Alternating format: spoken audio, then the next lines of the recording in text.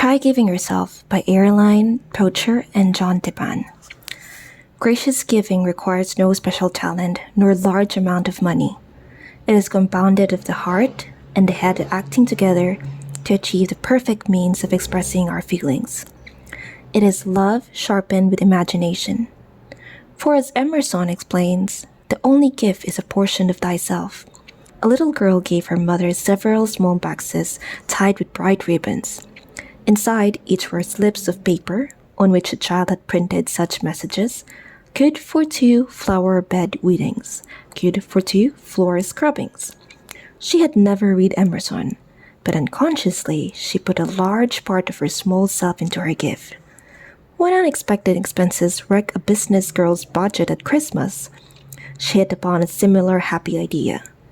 Her presents that year were time credit, slips which her friends could cash at their convenience.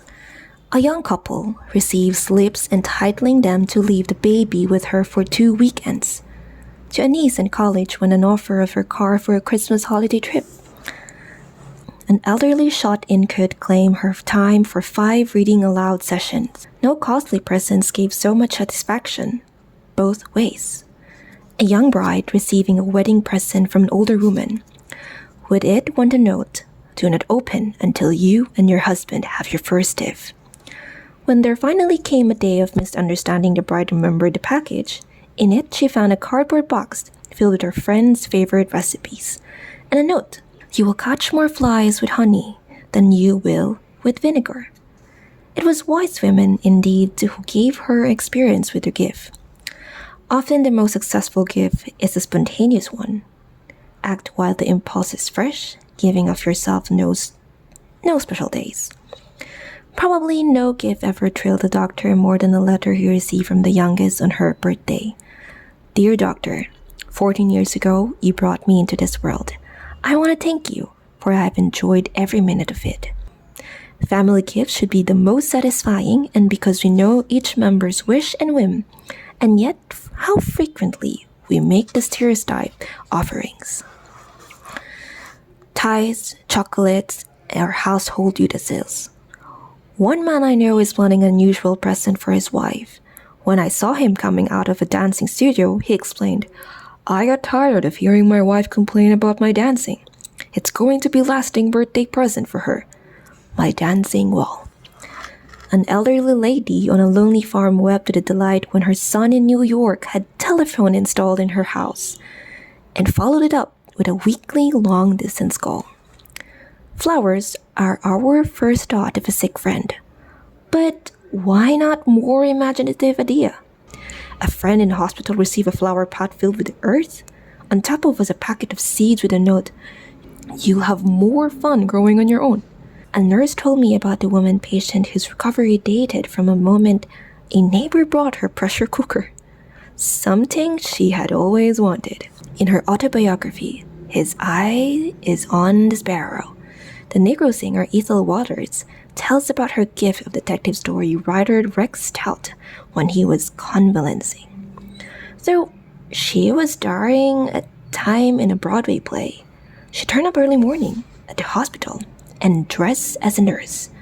Carried in his breakfast tray, she spent the day with Stout, diverting him with a chit-chat, wheeling his chair, and giving him all her attention. Friends of the author said this was his most cherished gift. In your own profession or business, you have imaginative gift opportunities. One Christmas morning, a woman was waiting for a tram to go to the station when a taxi stopped beside her. The driver motioned her to get in.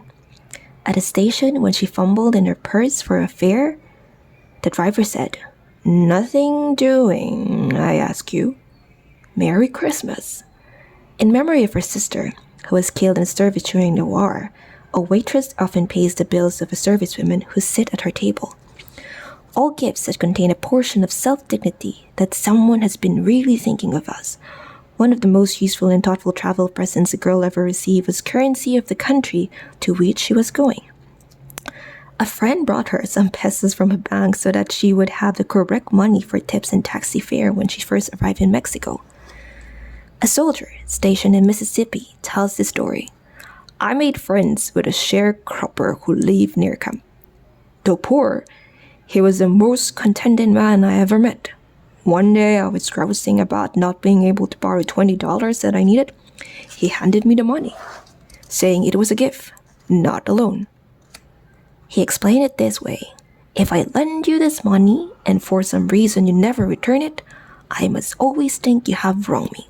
If I give it to you as a gift, we're both happy. When you have the money and feel you want to make me a gift of $20, then we'll be both happy again.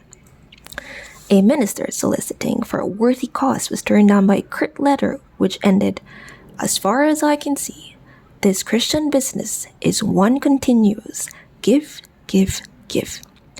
The clergyman wrote back, "Thank you for the best definition of Christian life I have ever heard."